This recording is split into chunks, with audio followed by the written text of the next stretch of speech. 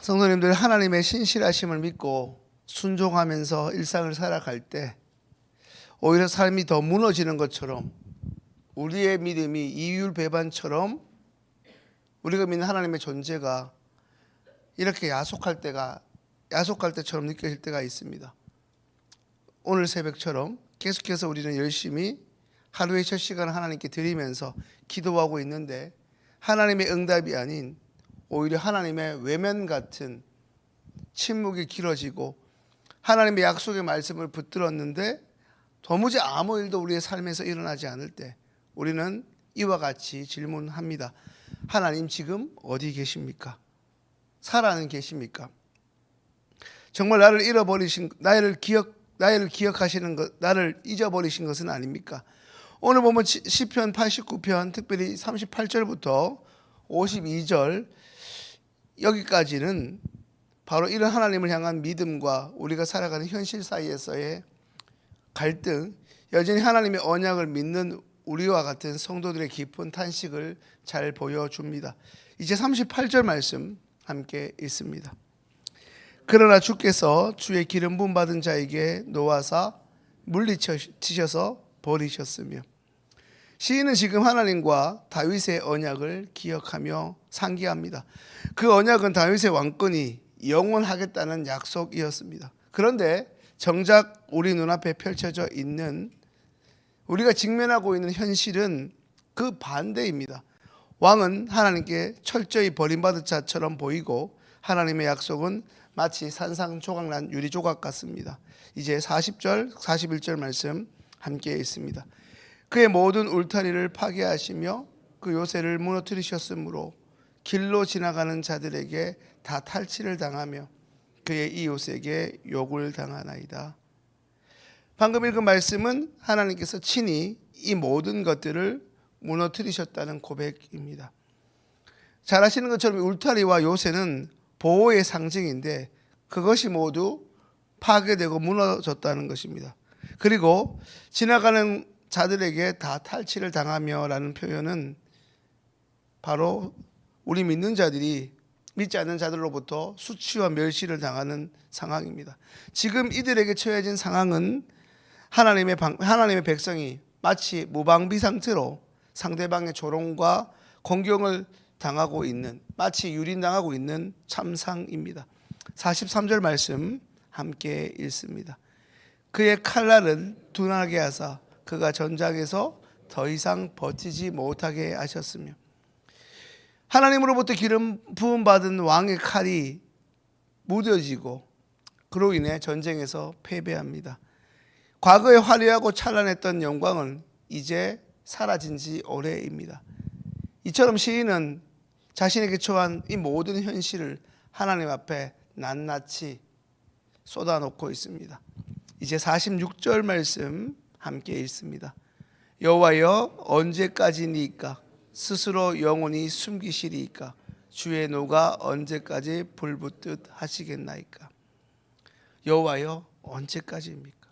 우리도 이렇게 하나님 앞에 탄식해 본 적이 있지 않으십니까? 하나님, 언제까지입니까? 이 고난의 터널이 언제까지입니까? 내일까지라면, 한 달 뒤까지라면 어떻게든 견디겠는데 도대체 그 끝이 언제까지입니까? 하나님, 나를 향하여 지금 의도적으로 숨고만 계십니까? 내가 무엇을 잘못했다면 언제까지 그로 인해 진도하시겠습니까? 라고 항변합니다. 하나님께서 언제까지 이 상황을 모른 척 하시며 외면하시겠습니까? 라고 항변하면서 이러한 상황을 그저 지켜보시는 하나님의 진노가 마치 끝없이 계속될 것 같은 답답함과 절박함이 여기에 담겨져 있습니다. 47절 말씀 함께 읽습니다. 나의 때가 얼마나 짧은지 기억하소서. 주께서 모든 사람을 어찌 그리 허무하게 창조하셨는지요. 너무나 아이러니하고 안타까운 상황입니다. 하나님께서 인간을 창조하시고 모든 만물을 지으시며 하신 말씀, 토부, 너무 좋았다 하셨는데 하나님이 어떻게 이렇게 허무하게 창조하셨습니까? 반문하시죠. 무슨 의미입니까? 하나님, 우리 인간의 인생이 짧다는 것을 하나님 잘 아시지 않습니까? 인생이 짧은데 우리의 고통이 너무나도 길다, 이 말씀입니다. 하나님 이대로 시간이 흘러가게 되면 우리는 주님의 신실하심을 보지 못한 채 결국 죽게 될 것입니다. 시인의 항변이자 절규입니다. 48절 계속해서 함께 읽습니다. 누가 살아서 죽음에 보지 아니하고 자기 영혼을 소울의 권세에서 건지리이까. 성도들, 이 고백은 단순한 죽음으로부터의 두려움이 아니라 하나님께서 지금 당장이라도 일하시지 않으면 우리의 짧은 인생에서 더 이상 하나님의 구원의 기회를 볼 수 없을 만큼 간절한 요청입니다. 49절 함께 읽습니다. 주여, 주의 성실하심으로 다윗에게 맹세하신 그 전에 인자하심이 어디 있습니까? 주께서 다윗에게 성실하게 맹세하셨던 그 인애, 그 언약은 이제 도대체 어디에 있습니까? 이제 하나님의 선하심 그 끝까지도 의심하고 있는 상황입니다. 지금 시인은 자신의 아픔보다 하나님께서 하나님의 신실한 백성들에게 약속하셨던 그 신실하심의 약속이 조롱당하고 있는 이 현실을 더 가슴 아파합니다. 우리도 종종 삶을 살면서 이런 고백들을 하지 않습니까? 지난 시간 하나님이 참 우리에게 신실하시고 선했는데 언제부터인지 모를 고난이 깊어질 때 하나님 약속이 언제 이루어집니까? 이전에 함께 하셨던 하나님이 지금도 함께 하신 것이 맞습니까? 하나님의 선하심이, 하나님의 약속이 믿지 않는 이로부터 조롱당하고 있습니다 라고 아파합니다. 50절 51절 함께 있습니다. 주는 주의 종들이 받은 비방을 기억하소서. 많은 민족의 비방이 내 품에 있사오니 여호와여, 이 비방은 주의 원수들이 주의 기름 부음 받은 자의 행동을 비방한 것이로소이다. 하나님의 이름이, 하나님의 언약이, 그로 인한 주의 백성들이 지금 온갖 조롱과 비웃음을 당하고 있습니다. 그러하오니 속히 그 수치와 모욕을 하나님이 기억하십시오. 52절 말씀 있습니다. 여호와를 영원히 찬송할지어다. 아멘, 아멘. 그러나 결론은 무엇입니까? 그럼에도 불구하고 하나님을 찬양하는 것을 잃지 않겠다. 우리의 방향이 하나님을 소망하는 것으로 계속해서 나아가겠다는 것입니다. 성도님들, 언제부터인가 우리 삶에 찾아온 마치 불청객과 같은 고난, 그 고난의 시간이 아직도 끝나지 않고 계속되고 있고, 자고 나면 달라졌을까 싶은데 계속해서 고통과 육신의 질병으로 말한다면 그 통증은 계속 이어지고 있습니다. 우리가 기도하지 않는 것이 아닌데도 말입니다. 우리의 삶에 이곳저곳 많은 것들이 무너져 버린 듯 힘겹기만 합니다. 이런 상황에다 하나님의 임재를 상징하는 기도의 응답은 마치 함흥차사와 같이 여전히 깜깜무소식입니다.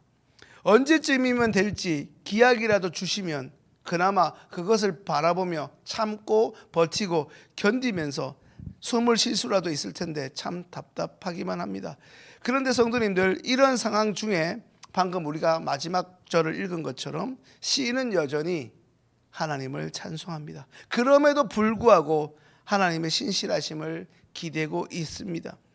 오늘 이 시편의 찬양은, 특별히 마지막 52절의 이 찬양은 단순히 인간의 감정에서 나온 것이 아니라 그의 깊은 신앙의 결단에서 나온 고백입니다. 오랫동안 하나님과 함께 여기까지 지내오면서 순간순간 하나님을 오해하고 의심하기도 하지만 다시 한번 이전의 과거에 신실하게 역사하셨던 하나님의 그 시간들을 바라보았을 때 그것을 믿고 의지하는 것입니다. 지금 시인이 고백하고 있는 것은 결코 하나님의 언약은 변하지 않으면 그분은 반드시 살아서 역사하신다는 것입니다. 이러한 믿음, 하나님의 신실하심을 고백할 수 있는 믿음이 그에게 있었기에 그는 힘들고 어려운 하루하루 마주하면서도 버티고 견뎌올 수 있었던 것입니다. 그러니 성도님들, 그런 의미에서 오늘 말씀의 제목처럼 하나님을 향한 한숨, 하나님을 향한 이 탄식은 불신앙의 언어가 아니라 오히려 하나님을 향해 살아있는 우리의 믿음의 언어라고 할 수 있습니다. 오늘 본문의 시인도 우리와 같은 연약한 사람이라 순간순간 때로 흔들릴 수 있지만, 아니 흔들리긴 하였으나 결코 하나님의 언약을 의심하지 않았고 결국 다시 한번 소망을 두고 하나님을 찬양하는 것을 선택합니다. 그가 신뢰하고 있었던 하나님과의 언약을 잊지 않고 기억하였기에 하나님이 어떻게 이러실 수가 있는지라는 생각이 들 수 있는 상황 속에서도 자신이 처해진 현실이 받아들이기 어렵고 그래서 더 견디기 힘들었을지 모르지만 그는 다시 하나님을 바라봅니다. 결코 만만치 않은 현실을 살아가고 있는 오늘 우리에게 주어진 오늘 본문을 통해 하나님은 말씀합니다. 하나님께 탄식할 수 있다는 것, 그것은 여전히 하나님을 아직도 신뢰하고 있는 반증이라는 것입니다. 우리는 하나님을 향해 탄식하고 의심하기도 하고 그리고 절규하기도 하지만 그럼에도 불구하고 하나님을 여전히 하나님의 신실하심을 굳건히 믿기에 오늘도 이 자리에 나올 수 있는 그 토대가 된 것입니다. 성도님들, 그것을 어떻게 알 수 있습니까? 오늘도 어김없이 하루의 첫 시간을 이처럼 하나님께 드리러 나온 지금 이 자리에 계신 성도님들의 모습이, 성도님들의 존재 자체가 이것을 증명하고 있습니다. 매일 새벽 기도를 나오는 우리라고 늘 좋은 날만, 감사한 날만 있을 수 있겠습니까? 도무지 하나님의 신실하심과 선하심이 인정되지 않는 날들이 왜 우리에게도 없겠습니까? 성도님들, 오늘 이 시편 89편의 시인이 살아계신 하나님을 향하여 하고 있는 이 탄식은 결코 믿음 없는 자의 외침이나 불평이 아니라 오히려 신실하신 하나님을 여전히 부르고 있으며 찾는 이들의 절박하고 간절한 기도이자 소망이 담겨져 있는 노래라 할 수 있습니다.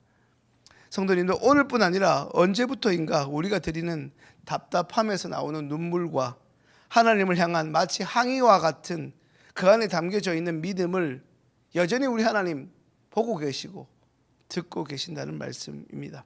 그리고 하나님의 때에 하나님의 방법으로 하나님의 사람들을 사용하시어 결국 우리를 승리케 하실 것이고 간증케 하실 것이고 지금 쓰러져 있는, 넘어져 있고 방황하는 그 자리로부터 우리를 다시금 놀랍게 회복시켜 주실 줄로 믿습니다.